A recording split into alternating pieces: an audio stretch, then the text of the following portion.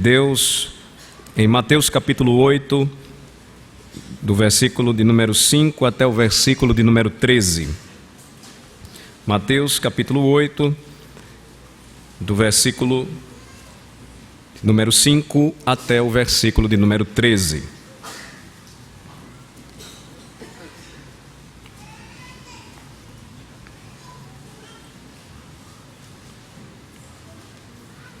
Assim diz a palavra do Senhor.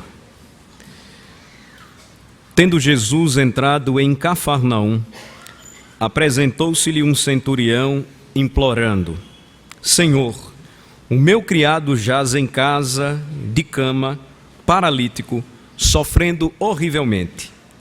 Jesus lhe disse: Eu irei curá-lo. Mas o centurião respondeu: Senhor, não sou digno de que entres em minha casa, mas apenas manda com uma palavra e o meu rapaz será curado. Pois também eu sou homem sujeito à autoridade.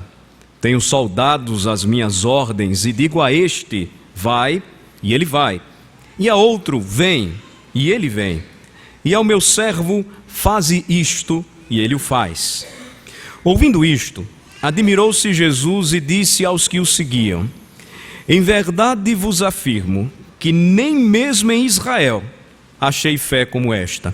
Digo-vos que muitos virão do Oriente e do Ocidente e tomarão lugares à mesa com Abraão, Isaque e Jacó no reino dos céus, ao passo que os filhos do reino serão lançados para fora nas trevas. Ali haverá choro e ranger de dentes. Então disse Jesus ao centurião: Vai-te, e seja feito conforme a tua fé. E naquela mesma hora o servo foi curado. Oremos ao Senhor. Ó Senhor, nosso Deus e nosso Pai, reconhecemos o quanto precisamos de Ti em uma hora tão urgente e necessária como esta. É o momento da profecia, da proclamação da palavra.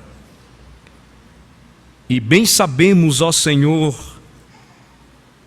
por causa da nossa mente limitada, do nosso coração enganoso, que se o Teu Espírito Santo não nos iluminar, não conseguiremos compreender, a Tua palavra não produzirá os efeitos abençoadores, graciosos, transformadores que tanto necessitamos. Por isso, Senhor, humildemente pedimos, tal como este servo que acabamos de ler neste Evangelho, ajuda-nos, dá-nos o entendimento necessário, abre a nossa mente e o nosso coração.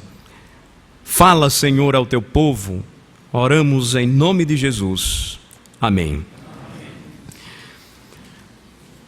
A sequência do Evangelho, ela continua nos mostrando e nos revelando quais os efeitos práticos resultantes do maior sermão que já foi pregado neste mundo. O Sermão do Monte, proclamado pelo Senhor, inicialmente provocou a decisão, levou aquele pobre leproso, um homem coberto de lepra, a dirigir-se até o Senhor e a suplicar que fosse purificado. Na realidade, irmãos, percebam a harmonia dos evangelhos, ou do evangelho de Mateus especificamente, com o que Cristo ensinou, pregou. Ele disse: Bem-aventurados os limpos de coração, porque verão a Deus. E o leproso disse: Senhor, se quiseres, podes me purificar. E Cristo disse: Quero ficar limpo. E imediatamente ele foi curado da sua lepra. Agora nós nos deparamos com uma situação diferente. Não mais o homem acometido de enfermidade se dirige ao Senhor, mas nós encontramos agora a figura de um intercessor. Nós olhamos um centurião romano, um oficial do exército romano, um homem de importância estratégica naquela época para o império que dominava o mundo nos dias de Jesus, e que provavelmente, residindo em Cafarnaum, que era uma cidade forte, ou seja, um local necessário para estrategicamente Roma se estabelecer, o centurião não estava com uma legião romana, mas ele trabalhava e comandava soldados trazidos de outras nações e que estavam ali na região da Palestina. Estudiosos do Novo Testamento acreditam que provavelmente este centurião romano, ele trabalhava com libaneses e sírios. Agora, percebam que não somente o Evangelho de Jesus, ele tocou e despertou o coração de um leproso judeu marginalizado por sua doença, mas moveu o coração de um homem que não fazia parte da nação israelita, ele não era judeu, mas tinha conhecimento de quem era Jesus Cristo. Esta mesma passagem, ela ocorre no Evangelho de Lucas, e no Evangelho de Lucas há a menção de que este centurião romano, tinha ouvido falar a respeito de Jesus, tinha sabido da fama de Jesus, e estava próximo à região onde o Senhor havia pregado, e agora ele tem a oportunidade de interceder pela cura de um servo que lhe era muito querido. Ele o amava muito, ele tinha muita estima por ele, Lucas registra isso também. Ele desejava que o Senhor dos Senhores pudesse intervir, e a semelhança da cura que ele executou, que ele promoveu na vida do leproso, ele pede que o seu criado fosse curado. Então vamos ler e vamos observar como é que esta narrativa ela acontece e como de maneira maravilhosa, mais uma vez, o Senhor Jesus Cristo atesta, através de outro milagre, ser ele o Filho poderoso de Deus. Versículo 5, vamos ler. Tendo Jesus entrado em Cafarnaum, apresentou-se-lhe um centurião implorando. O que ele implorou? Versículo 6. Senhor, o meu criado jaz em casa, de cama, paralítico, sofrendo horrivelmente. Ele conhece a fama de Jesus, ele ouviu a respeito de Jesus, daquilo que Jesus estava fazendo no início de seu ministério, e quando Jesus ele entra na cidade onde ele comandava a sua tropa, o Senhor então é abordado por este centurião. Lucas registra que o centurião, na realidade, ele enviou mensageiros, ele enviou anciãos, ou hoje, presbíteros de Israel, para que falassem com Jesus.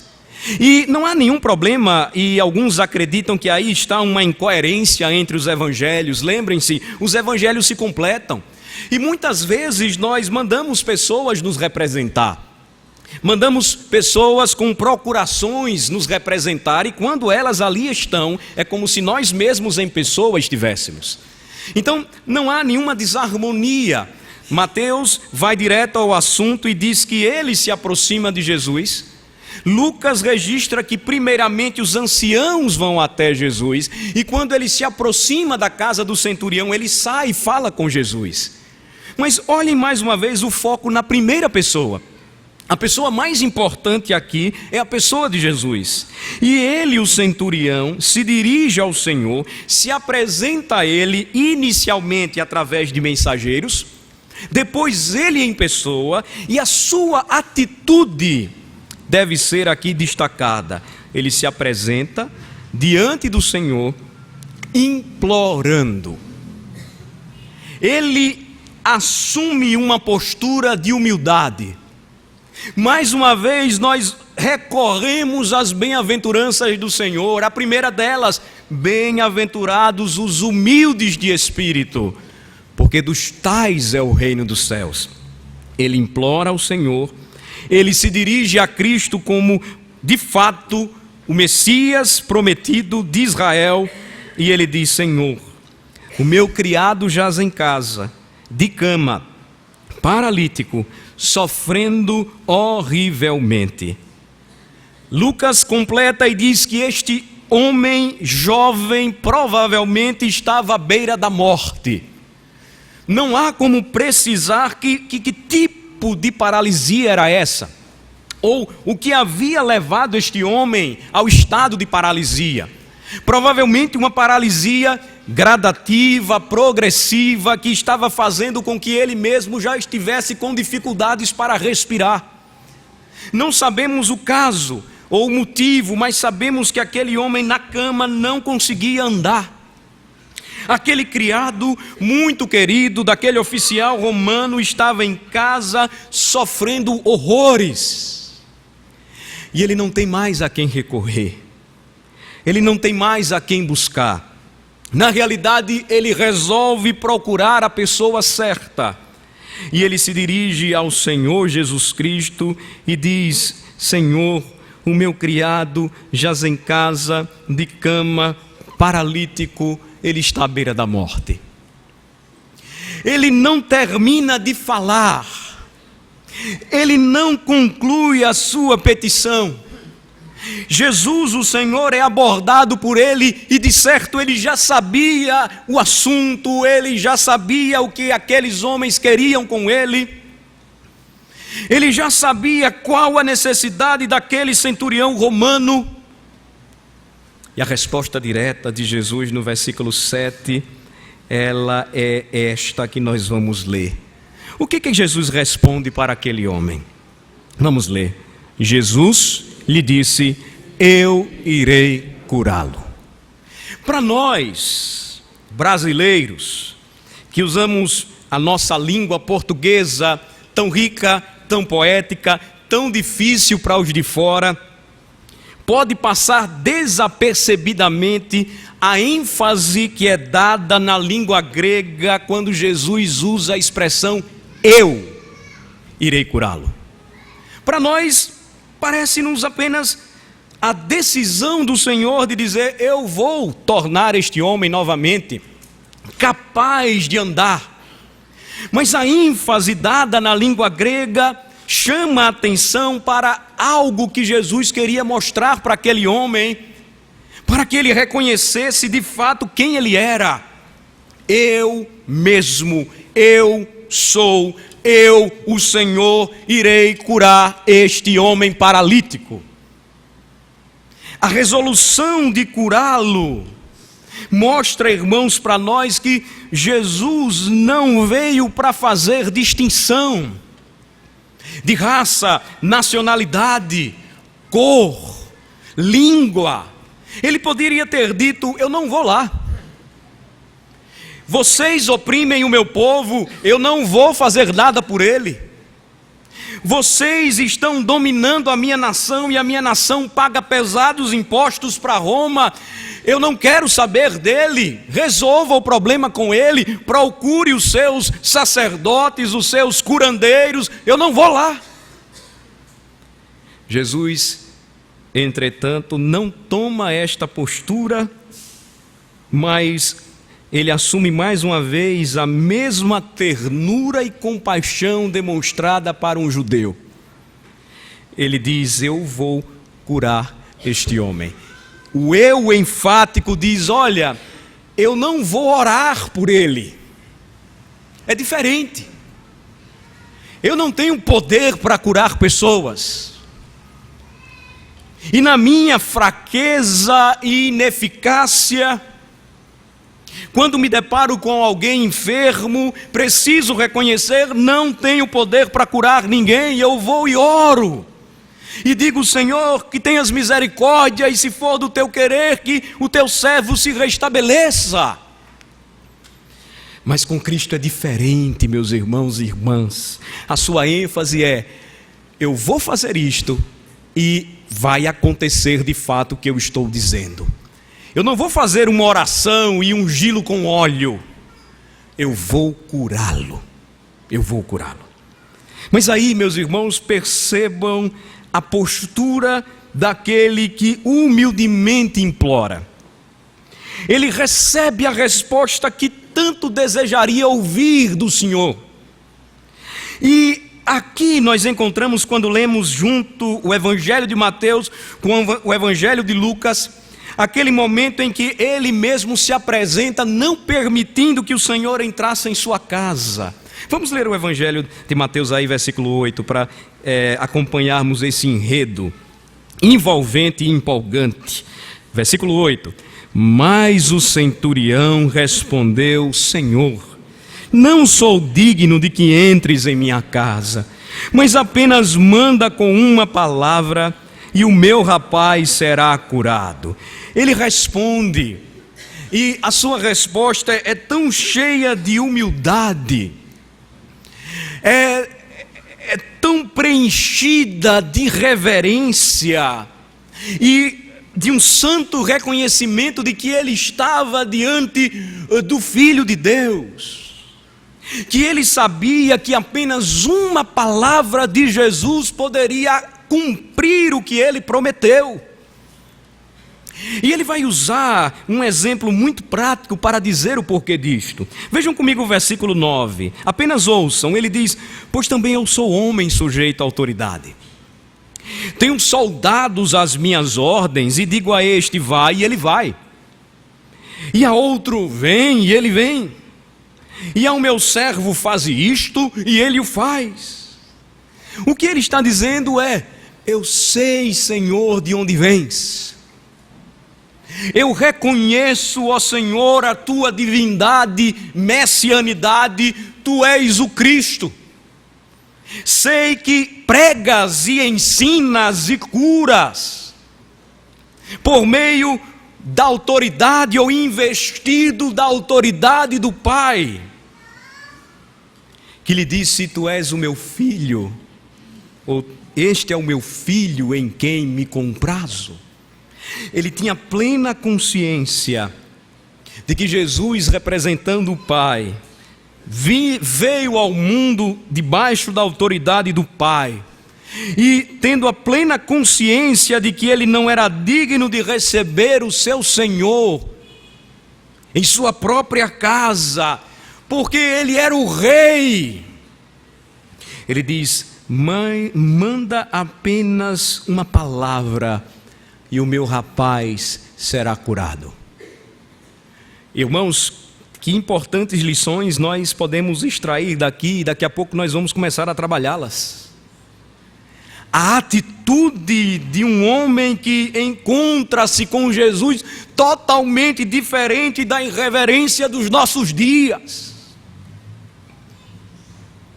do chamar Jesus de você. Tenta transparecer uma intimidade que não deveria ser, destituída de reverência, do reconhecimento de que, se não fosse pela misericórdia de Deus, ele nem entraria em nossa casa, ele nem estaria em nosso meio, ele nem nos convidaria à mesa.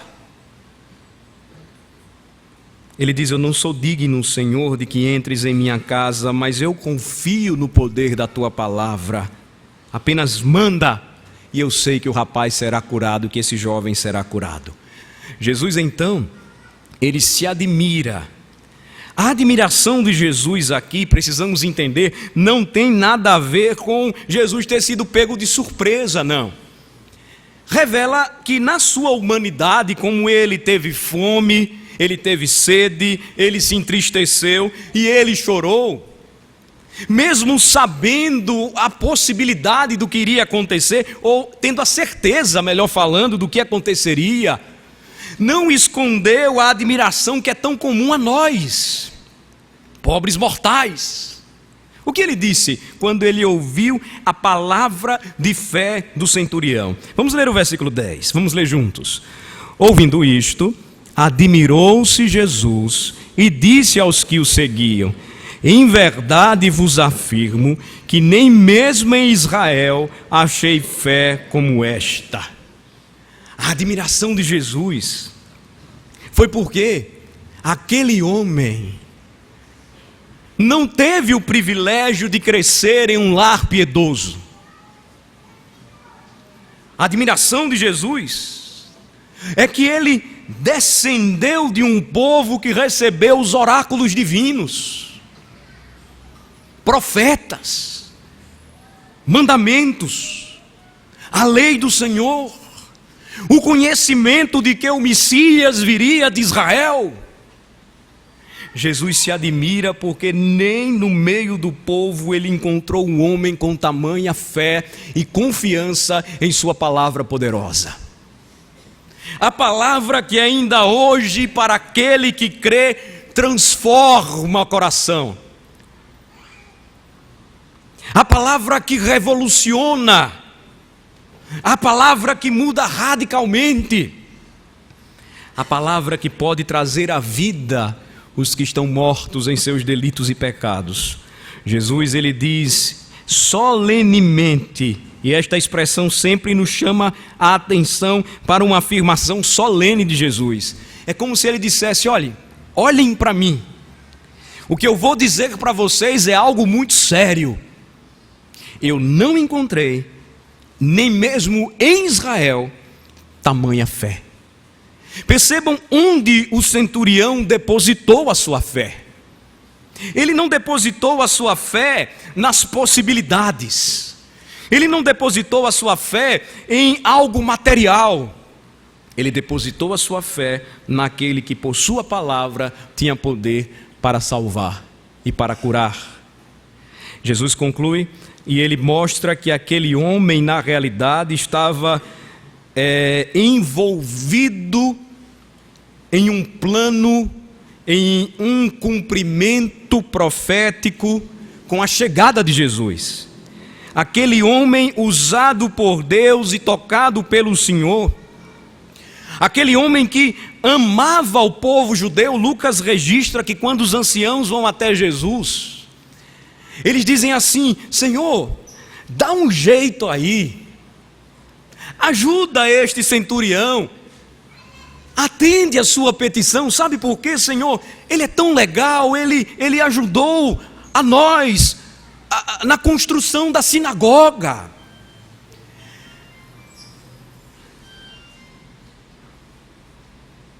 Desliga o celular. Ele, Senhor, tem cuidado e amado o nosso povo de maneira que, olha para ele, Senhor, dá uma força para ele.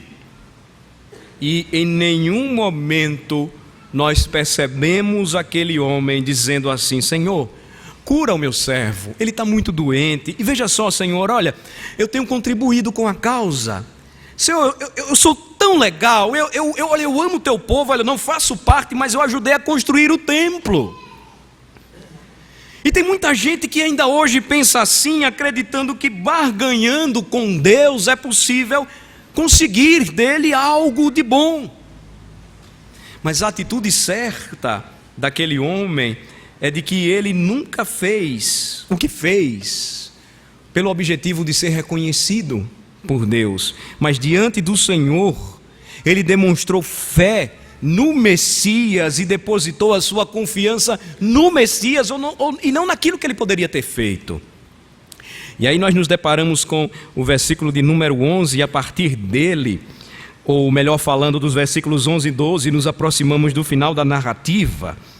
E aqui Jesus, ele cumpre uma profecia e diz que o seu evangelho, que a sua obra de salvação não se limitaria ao povo de Israel, mas que na realidade o Israel de Deus, a igreja do Senhor, estaria presente em todos os lugares.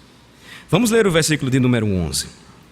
Digo-vos que muitos virão do Oriente e do Ocidente e tomarão lugares à mesa com Abraão, Isaque e Jacó no reino dos céus. O que o Senhor está dizendo, e para quem conhece uma bússola, e já tomou uma bússola em suas mãos, e viu como ela aponta para os pontos da terra principais e específicos, em outras palavras eu estou dizendo para vocês agora o seguinte, solenemente: Muitos virão de todas as regiões para onde uma bússola aponta.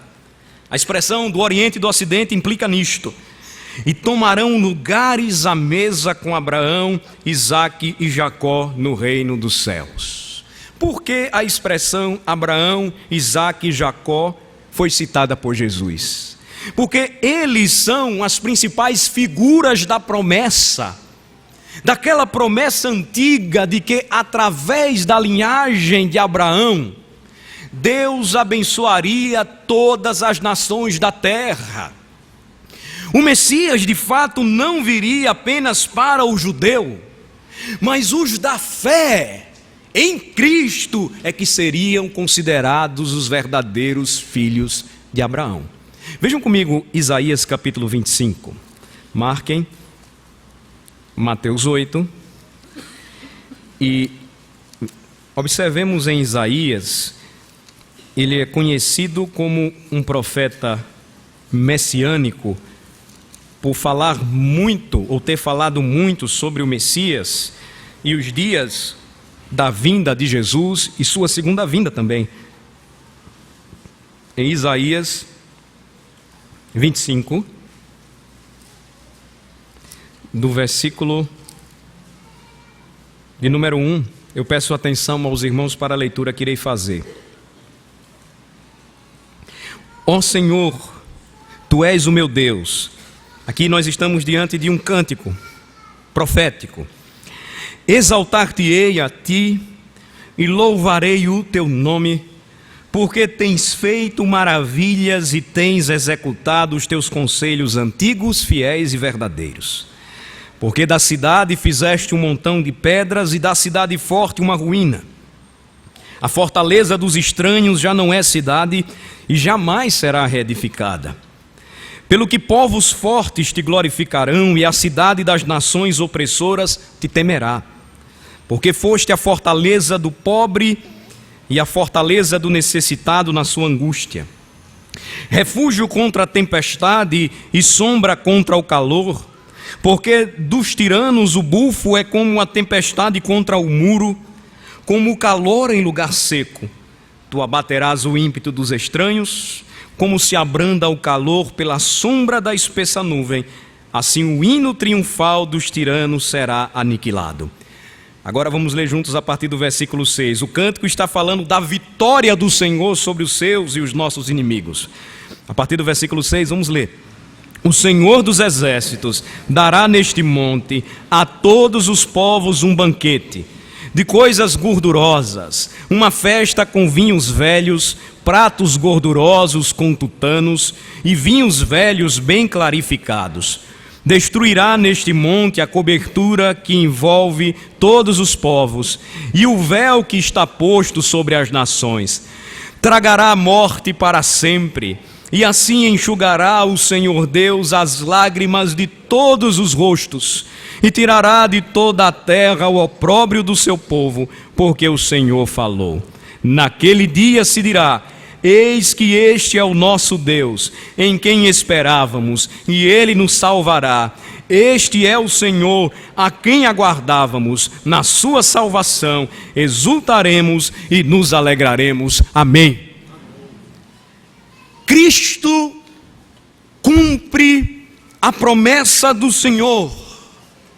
Naquele instante em que Isaías profetizou antes do exílio babilônico do povo de Deus, ele havia recebido do Senhor uma promessa de restauração que não apenas apontava para o retorno da terra prometida, mas a queda da cortina da ignorância espiritual que tapava os olhos das nações e que não permitia que estas nações conhecessem a glória do Messias.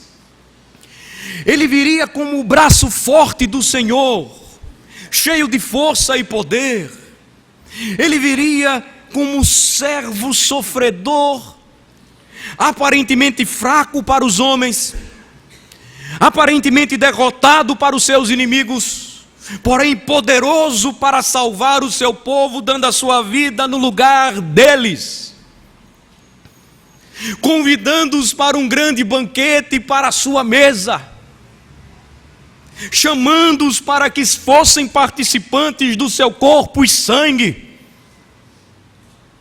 E a promessa então que trouxe tanta admiração ao Senhor Jesus Cristo é que ele encontrou tamanha fé no coração de um homem que para o judeu estava longe, inalcançável quanto às promessas divinas. A promessa então é que o Senhor destruiria tudo aquilo que envolvia os povos, o véu que estava posto sobre todas as nações, tragaria a morte para sempre, enxugaria dos rostos as lágrimas e tiraria de toda a terra o opróbrio do seu povo. E porque ele falou isso, de fato ele haveria de cumprir. Que promessa gloriosa, meus irmãos, nós encontramos então quando Cristo disse: eu afirmo solenemente para vocês, muitos virão do Oriente e do Ocidente e tomarão lugares à mesa com Abraão, Isaque e Jacó. Vamos voltar para Mateus capítulo 8 e vamos concluir. Jesus aqui ele diz que aconteceria de maneira universal a expansão do Evangelho alcançando os corações. Nós vemos como esta promessa gradativamente ela vai se cumprindo. Pentecostes, ela vai alcançar então não somente Jerusalém, Judeia, Samaria, mas a casa de Cornélio, outro centurião, os confins da terra. Ao passo que muitos filhos do reino ficariam de fora nas trevas. Versículo 12. Vamos ler?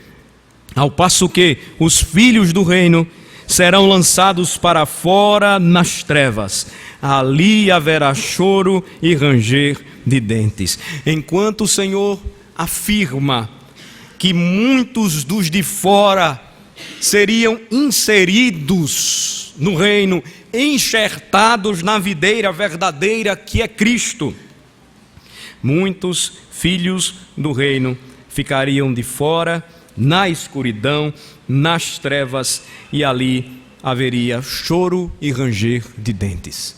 Jesus chama o seu povo, a nação israelita, para que voltasse novamente os seus olhos para o Senhor, para que não continuasse a rejeitá-lo, para que não desprezasse a realidade santa, cheia de fé, de um homem que, embora muitos não pudessem ver, disse claramente: tu és o Messias prometido. E a expressão aqui, ser lançado para fora, é a ideia de rejeição, exclusão, para as trevas, para a escuridão, e ali será um lugar de choro e ranger de dentes. É o lugar do juízo, é o lugar onde o fogo jamais se extingue, é o lugar que a Bíblia chama de inferno, e onde as pessoas choram de agonia e rangem os dentes, tamanha a sua dor, mas também a expressão bíblica sugere: choram e rangem os dentes irados contra Deus, porque permanecem com seus corações endurecidos, embora reconheçam que deveriam ter se arrependido e crido no Senhor. Jesus conclui dizendo o seguinte ao centurião. Ele se dirige para ele mais uma vez, diante de tamanha fé do homem que confiou em sua palavra, e ele disse: vai-te e seja feito conforme a tua fé. E naquela mesma hora, no momento em que Jesus pronunciou esta palavra, o servo foi curado. A fé ou a cura não se deu à medida da proporção da fé daquele homem, não deu segundo a fé que ele julgava ter no seu Senhor, mas ele foi curado de acordo com a graça de Deus revelada àquele homem, que o levou a confiar em Cristo e saber que de fato só ele tinha o poder e a capacidade de restaurar a saúde daquele rapaz. Irmãos, nós temos aqui algumas aplicações e eu procurarei ser breve, apenas lembrando e reforçando para os queridos irmãos a importância desta passagem para os dias de hoje. O objetivo do milagre bíblico, os milagres de Jesus, permanece o mesmo. Jesus realizou milagres para atestar ao mundo que de fato ele era o Messias prometido. Ainda hoje estas passagens elas estão aqui para nos despertar esta atenção. Nós podemos perceber que a fé que Jesus ainda hoje conclama, que Jesus ainda hoje proclama e exorta os homens a ter, não é a fé naquilo que pode ser visto, mas é a fé que confia na palavra de Cristo. Bem-aventurados, ou mais bem-aventurados, disse o Senhor, são aqueles que não viram e creram. De forma que, meus amados irmãos, o que nós notamos aqui é o cumprimento glorioso da promessa do Senhor Jesus Cristo, quando fez com que o seu evangelho chegasse até nós. Independentemente de experimentarmos uma cura tão extraordinária como essa, é ter recebido do Senhor o dom da fé que nos levou a crer e nos retirou do estado de miséria e pecado no qual vivíamos e nos fez livres e vivos para Cristo Jesus. A maravilhosa promessa do Senhor e que está diante de nós, meus amados irmãos e irmãs, nos ensina a humildade, a reverência, a confiança em Jesus de maneira ilimitada e nos mostra mais uma vez que participar da mesa do Senhor é uma grande bênção, é um meio de graça que Cristo nos deu, nos fazendo lembrar que aquele dia prometido por Isaías e anunciado pelo Senhor no último livro da Bíblia haverá de se cumprir, porque a palavra do Senhor é certa. Um dia Ele enxugará dos olhos toda a nossa lágrima. Um dia Ele fará novamente com que aqueles que não enxergam voltem a enxergar. E que hoje olham e veem a Cristo pelos olhos da fé muito melhor por vezes do que nós que podemos enxergar este mundo. Ele trará novamente a graça e a bênção de andar e se locomover àqueles que não podem andar. E enquanto muitos estão sendo iludidos e enganados e se dirigindo para lugares onde supostamente serão curados, Jesus está chamando cada homem e mulher para que venham até Ele como estão e creiam nele e por Ele sejam salvos. Os irmãos acompanharam todo o drama daquele garoto, daquela criança da nossa congregação que tomou um tiro. Ele não sobreviveu. No último domingo, quando terminamos o culto, no mesmo horário que ele sofreu o tiro, 9 horas da noite, ele faleceu. Cristo poderia tirá-lo daquela situação? Poderia. Cristo poderia ter feito ele sair dali andando novamente, embora tudo apontasse para uma tetraplegia? Poderia. Mas o que conforta o nosso coração é saber que Ele está num lugar onde Ele pode andar. Ele está num lugar onde Ele não vai mais sofrer a violência e o mal deste mundo. Ele foi para um lugar onde um dia todos nós iremos e nos reencontraremos com Ele e com todos os nossos. A realidade, irmãos, clara e bíblica para nós é que Cristo continua a chamar pecadores como estão, para que creiam nele e por ele sejam salvos. A segunda e última aplicação, irmãos, que eu gostaria de trazer também, baseados nesse momento aqui da promessa, os versículos 11 e 12, especificamente agora o versículo de número 12, é a exortação do Cristo para os filhos do reino. Não importa se você tenha crescido na igreja, se você é filho de crente, se seu pai foi pastor, foi presbítero, foi um homem consagrado, não adianta ter sido herdeiro de todas as promessas da aliança, conhecer a palavra, ter ido à igreja ou ainda vir à igreja e não agir como aquele centurião agiu, confiando na palavra do Senhor, abandonando este mundo velho, assumindo uma nova vida com Cristo. Se você não se arrepender, se você não crer no poder de Jesus que diz, eu posso, e se você confiar em mim, nascerá de novo, você será lançado para fora nas trevas, filho do reino, ou seja, participou de tudo, mas ficou como se joio fosse, e no dia da ceifa, os anjos do Senhor saberão que tu és joio. Você será lançado para fora, nas trevas, e a Bíblia diz que ali haverá choro e ranger de dentes. Você queimará no inferno. Eu espero que você reflita sobre o que Cristo está dizendo para você nesta noite. Se você não se arrepender e crer nele, se você não tomar uma decisão nesta noite de crer em Jesus e entregar a sua vida a Ele, ainda novo ou se já sendo velho, lembrar-se de tudo que os seus pais lhe fizeram e se voltar para Deus, você será lançado para fora nas trevas e queimará no inferno. Jesus convida você à mesa. O que é que falta para você ser aceito à mesa do Senhor? Assuma um compromisso nesta noite com Jesus. Entregue a sua vida a Ele. Busque professar a sua fé, se você foi batizado na infância. Se não, prepare-se, seja batizado e assuma um compromisso com o Senhor. Não adianta se esconder no meio de tanta gente. Cristo conhece o seu coração e Ele sabe se achará em você fé como esta deste pobre centurião. Oremos. Ó Senhor, nosso Deus e nosso Pai,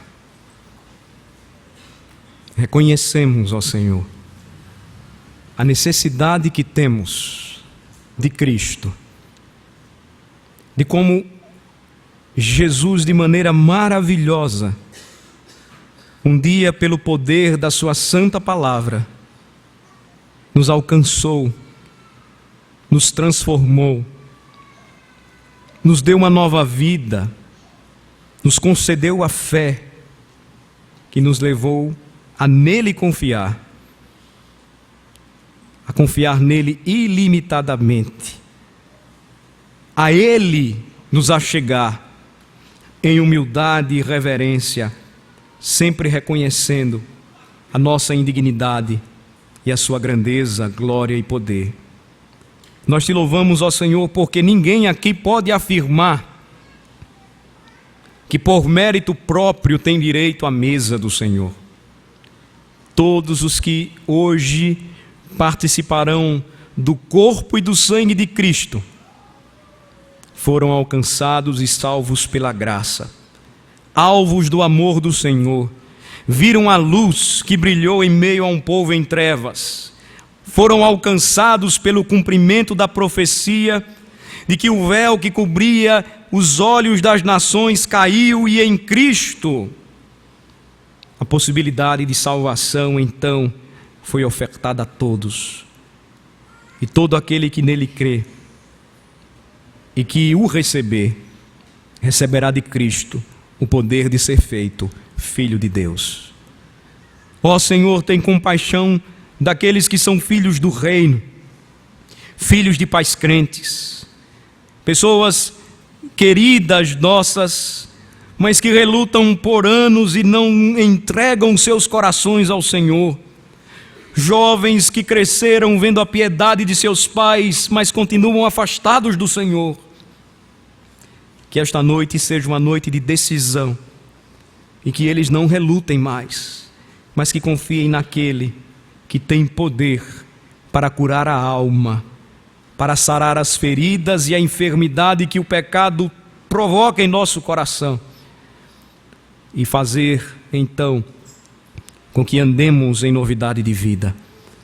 Ó Senhor, abençoa o teu povo e faz-nos entender a necessidade, a urgência de pregarmos este evangelho porque se os homens não crerem que Jesus Cristo é o eu sou, perecerão, se perderão em seus próprios pecados. Oramos assim em nome de Jesus. Amém.